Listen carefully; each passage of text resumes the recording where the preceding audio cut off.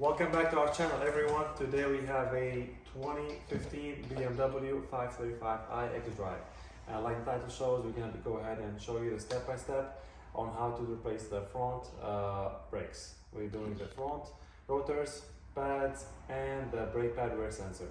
So stay tuned, I'm going to show you how we're going to do that. Alright, we got the car up on the lift. The wheel is secured with five lug nuts, 5 lock-in bolts in this scenario. All of them are 17mm. I'm gonna go ahead and remove those with my impact, and we'll get to the next step. Alright, we got the wheel off. We're gonna go ahead and remove the brake hardware, flathead or a pry bar. This piece over here basically enters over there, so I just pushed it a little bit. I'm gonna see if I can, there we go. A little bit more. I put my hand over here because these tend to fly off, and I definitely don't want anybody to get injured, so make sure you do that as well. We got this off. Next, gotta put it on the side. We've got a set of new brake hardware. I'm gonna turn the wheel a little bit, so that will give us like better access to the bolts and everything. First, I'm gonna start off with the brake pad wear sensor. Even if brakes, I personally replace them every time, but for you, if it does not break, you can still use it. In this scenario, it was already showing a code, and I'm guessing it's obvious why. You can see the sensor broken over there.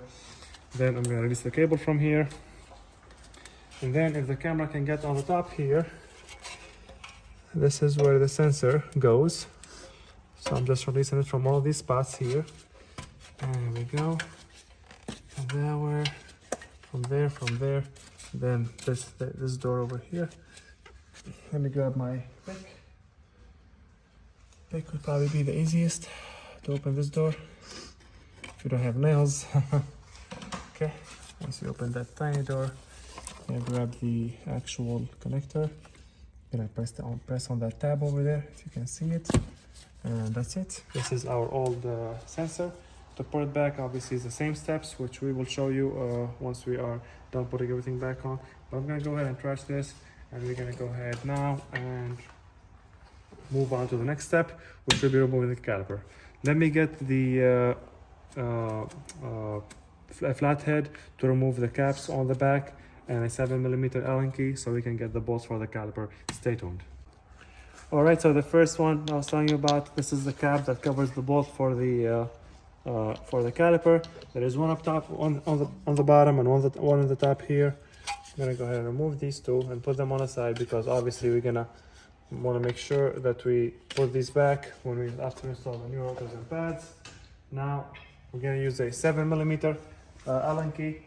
I'm gonna grab my ratchet for this, and these are not gonna actually come off. We're just gonna loosen them as much as we can. Okay, they're actually kind of loose. There we go. Then we have the second one, which we might need an extension. Yes, I'm gonna use an extension. I can still fit this in there, but I do not want to bend the flex hose for the brakes, for the brake line. So let's see. There we go. Okay, I'm gonna go ahead and loosen these to the end, and then I'll show you what we're gonna do next. So stay tuned. Alright, so I loosened the caliper bolt enough, not to the end, because obviously we have to press the piston for our caliper. So I have my flathead over here. Some people use pry bar. I do like using pry bars as well, but I've worked so much on BMW that I know this flathead in my hand would work enough the way I want it to be. So I'm not applying a lot of force. Basically, I use the flathead, put it between the rotor and the front pad, like the pad on this side here, and then, like, you know, pull on the caliper. And I don't know if you can see, but the piston is being pushed back. Now I think that's enough. Now I just have to push it from this side here. Again, I'm using my flathead, or a pry bar in this scenario would work as well. We want to make sure we push the piston to the back as much as possible. I don't know if you can see it, but we want to make sure we push it as much as possible. Make sure you don't, oops, see, that's why we do not open all the caliper bolts all the way. But I'm gonna go ahead and grab my, there you go.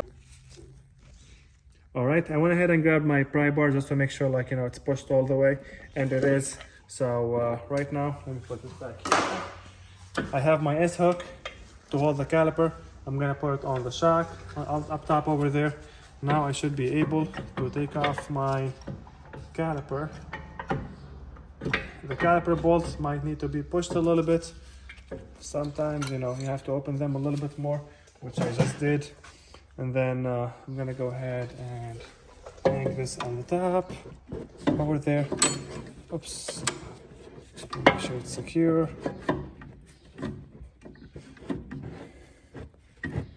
There we go, it's secure in there. We removed the rear pad, the front pad, and in case you're asking why we're replacing the rear pads of the rotors and the pads, I don't know if you can see it, but all the grooves and all the, this is not what the rotor is supposed to look like, especially in the back. If you look at it from the back over here, you will see the grooves probably a little bit better. As you can see, it is not a clear rotor, and we definitely want to get that done. Also, we have a leak in CV axle, which we will be letting the customer know about, obviously right there, if you can see it.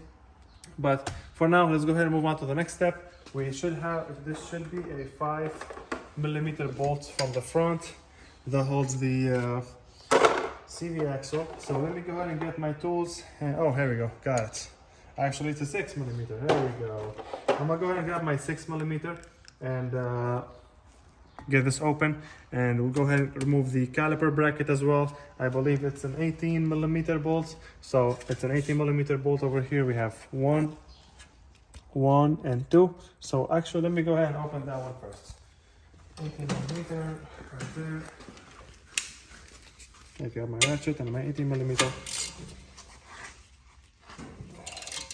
They use thread lock on this, so what I usually do is I sit down on my knee, or like I just like take a knee down, and then I wouldn't say I'm doing pull-ups on it, but I kind of putting my body weight, but gently, so that way first the car is secure on the lift, and second, you know, does not damage the bolt or the thread or anything. So I got these two loose. I'm gonna go ahead and open these two, and then I'll show you how we're gonna get the rotor removed. So stay tuned. All right, so we went ahead and removed our caliper bracket with the two 18mm. Now I have my 6mm Allen key hex bit, and now these are very tricky because, you know, they rust, they kind of tend to rust. So what I'm gonna do is, with the socket, I'm just gonna tap it a couple times. You can also add, like, you know, you can add WD-40 or PB Blaster, like as soon as you begin your job, just like spray it over it, let it. By the time you get to it, it will be a little bit loose, but I prefer tapping it as well. On top of that, that actually helps a lot. And honestly, the only way to get this bolt, if it's like rusted and in really bad shape. Now the rotor, as you can see, the rotor can't turn, so what I'm gonna do is, I'm gonna hold my hand, and I'm gonna kinda, just like that. So if it's a little bit, even if it's a little bit, and you will see the bolt actually, once I finish taking it out, you will see the rust on it. But if you do it the way I just did it, that will make it easier. And as you can see the rust. I didn't add PB Blaster or anything, I just like tapped it, and then I kind of went in on it, unexpectedly, surprising the rotor that I'm actually gonna open this bolt, and that's how I got the screw off. So I'm gonna go and put the screw on the side. Now, this rotor seems to be like, you know, it's not actually like very rusty from the back of it, so that's why like it came off right away. But in some scenarios, you open that bolt on the rotor itself is stuck. So I would grab a 3 or a 5 pound hammer, tap it here, tap it here, tap it here, tap it here on opposite direction a couple times, and the rotor will start to come off.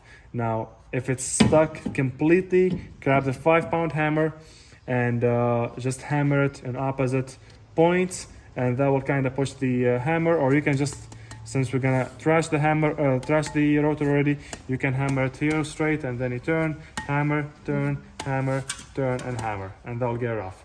So let me go ahead and get this rotor put down, and then I'll show you what we're gonna do next. All right, I got my tool. I'm gonna go ahead and clean up the wheel bearing hub over here. So if you don't have this, you don't have, like, it's not like necessary. I just personally prefer using this. You can still use a just like a normal wire brush with your hand, or just like get in there and clean it up. Well, this is what I'm gonna do. So let me get this cleaned up, and I'll show you the end result. All right, so we got that cleaned up. As you can see, we got most of the rust off. The reason why I do this is because, like I said, this area, or like the hub right behind the rotor, usually always like, what's the word? It actually gets pretty rusted. And I do this so that, you know, whoever is gonna work on the car next time, he does not have to have as much of a headache or of a pain to get the rotor off. Now I know, since this is not a piece that we are screwing in and it just like sits on there and sits with one screw, you know, it's okay if you add some grease like that, just like I did. But don't be like, you don't have to be so excessive about it. Now I got the rotors from O'Reilly. I'm not sponsored, but I use their brand Brake Best. It is good. I mean, it does a job. Some customer, they don't actually look for something, you know. Some customer, they just want their brakes to be working fine, and these will do the job. So I went ahead and I got the screw, and I just cleaned up that screw. This here, the screw that holds the actual rotor. I just cleaned it up with like some with a wire brush, like, you know, just a thread. Now that that's on there, I'm gonna go ahead and grab my ratchet. And to tie this up, I'm going to apply the same method. I'm basically gonna surprise the screw. You see what just happened? This can happen too when you are opening it. Like if you're opening it, like, you know, kind of surprising it, but keep doing it a couple times and you'll be able to actually get the screw open. So that's how we got it out without having to damage it or cut it or drill through it. So that's the first thing. Now I'm gonna go ahead and get my get my caliper bracket. I'm gonna go ahead and clean it up. Let me show you over here in the bottom. So just gonna clean up the rust that's on there and grease it up a little bit. As you can see, some of it is rust, some of it's grease from that leaking CV axle on there. A lot of people, a lot of shops, when they replace these, they don't grease up the area where the brake pad sits. And I personally don't like that. The brake pads are supposed to have some little bit of wobble room, so that way your brakes do not get stuck under excessive weather temperatures, weather conditions. And so just the area here where the brake sits is the most important. And then that's it. Let me go ahead and take out these bolts. You can add a little bit of thread lock to these bolts, which I'm going to do I'm gonna add right now, and then go ahead and put them on. So stay tuned. I'll show you what we're gonna do next. All right, so we put the thread lock on these two 18mm bolts. I'm gonna go ahead and tie them. As you can see, this is so far it's easy. It's getting tight. There is a factory spec sheet online. If you would like, I can include that in the description, or if I did not include it, you can message me or comment in the comment section below about it, and I can definitely look those up and include them for you guys. But there is a torque specs. Now, personally speaking, I do not use the torque spec from the factory unless we are replacing the bolts. If we are not replacing the bolts, I'm not using that. So I'm just gonna tie it as hard as I can. I mean, not like, you know, Hulk mode tight, but, you know, tight enough. Plus we have thread lock on there, so we should not be worried. Now what I'm gonna do is I'm gonna go ahead and grab my pads, and I'm gonna grease up the caliper over here, the caliper bracket a little bit, and put some grease at the ends of the pads, so that way they will have, like, you know, some kind of nice wobble space, and they can move freely when you're not pressing on the brake. Anyway, stay tuned. I'll show you what we're gonna do next. All right, so I got some grease over here. I'm gonna go ahead and add it. Basically, as you can see, it's just in the area where the pad sits. You don't have to go bananas with it, sorry. You don't have to go bananas with the grease, but again, just where the area where the pad sits. And that's it. And don't worry if a little bit of it got on the rotor. That will go away as soon as you drive the car. Now, for the actual pads, we got Import Direct. These are also from O'Reilly. Personally, these are one of my favorite brands for pads for BMW. I always use this combo on my personal vehicle as well, and you know, they last for a long time. The braking power, everything, they don't release a lot of dust. Just ask for Import Direct. They only release one type, and they are honestly my favorites. Again, this is not sponsored, but anyway, we got the first pad on the front, we got the second pad in, we just push that in to lock it. We have the caliper bolts right over there. I just pushed them. I don't know if you can see it or not, but those are our caliper bolts. I'm gonna push them out so the caliper would sit properly. And let's see. It's gonna have to, like, you know, you're gonna have to wobble it a little bit here and there for this to actually sit.